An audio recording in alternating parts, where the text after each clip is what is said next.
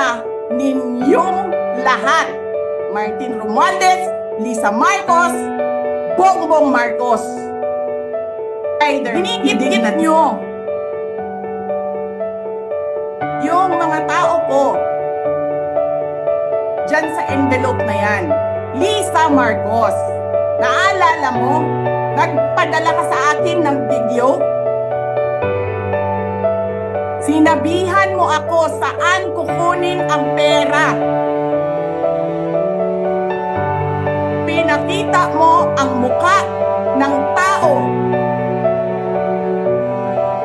doon sa video message mo.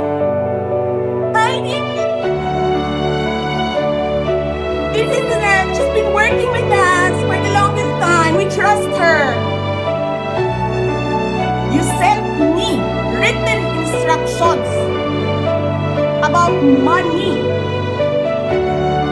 Millions a month. Anong nakalagay doon sa envelope? DepEd. Anong ginawa ko? Binigay ko sa DepEd. Utang na mo ka.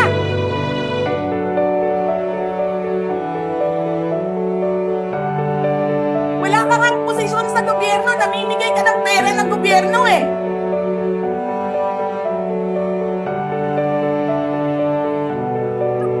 Sirahin mo yung tangal ng kasama ko sa Office of the Vice President. Sasabihin nyo sa mga tao, nakaw yan, confidential funds yan. Niwala nga kayong isang proof na confidential funds yan. Naniwala lang kayo sa isang babae na ang pangalan ay Gloria Mercado na nagsabi confidential funds yan, na hindi nyo nga nilabas na wala pang confidential funds, meron ng white envelope.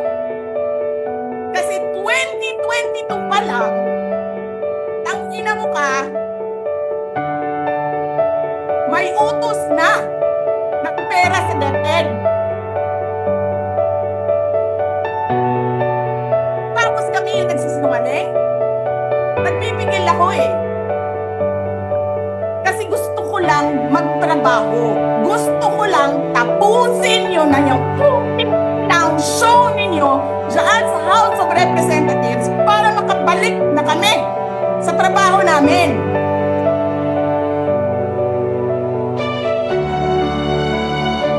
Tapos ganyan ang gagawin ninyo sa amin dahil hindi kami sumusunod sa inyo, dahil ayaw na namin tumulong sa inyo.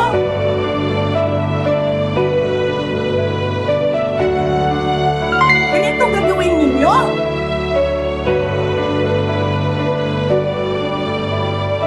Presidente ka, may speaker ka na involved sa bribery ng Supreme Court justices.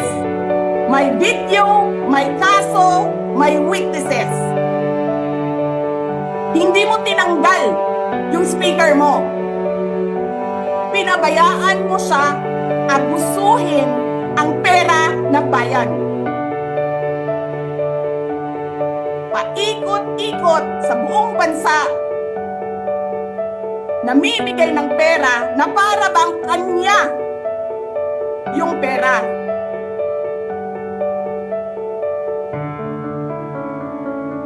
Eh di ba nga, lagi niyo sinasabi separation of powers? Anong trabaho ng legislative branch? Gumawa ng batas.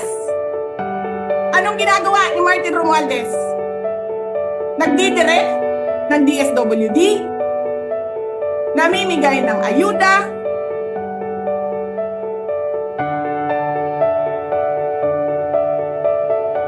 nagsasabi kung anong bibigay, anong ibibigay, anong gagawin, sino ba ang presidente dito?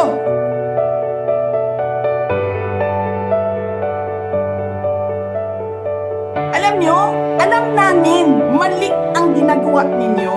Sinabihan ko lang mga kasama ko sa Office of the Vice President, pasensya na, sumunod na lang tayo para matapos na sila.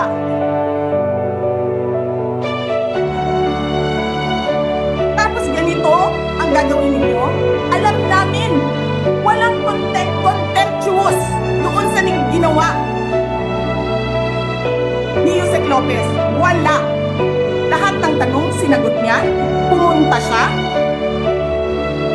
maayos siya kumausap. And then sasabihin ninyo sa amin, bakit kami susulat sa COA? Bakit hindi kami susulat sa COA? Hindi tapos ang appeal namin, hindi tapos ang audit namin. Tapos buhag-hag na ninyo tanan ang gisubmit namo sa COA.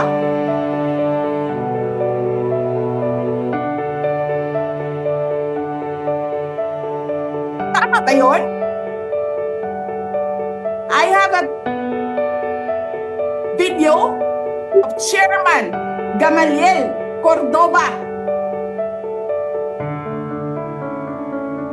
Sinasabi niya, mali ang ginawa niya. Tama ba yun? Ikaw ba ang auditor? Ikaw ang appeals? Wala pa kaming audit? Sasabihin mo na mali kami?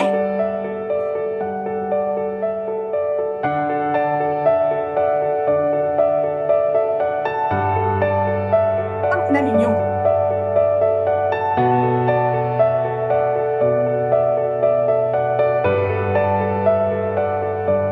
Hindi pa kayo nakakita ng kalaban na tulad ko. Nagpigil ako na nagpigil. Kasi masama sa bayan. Hindi maganda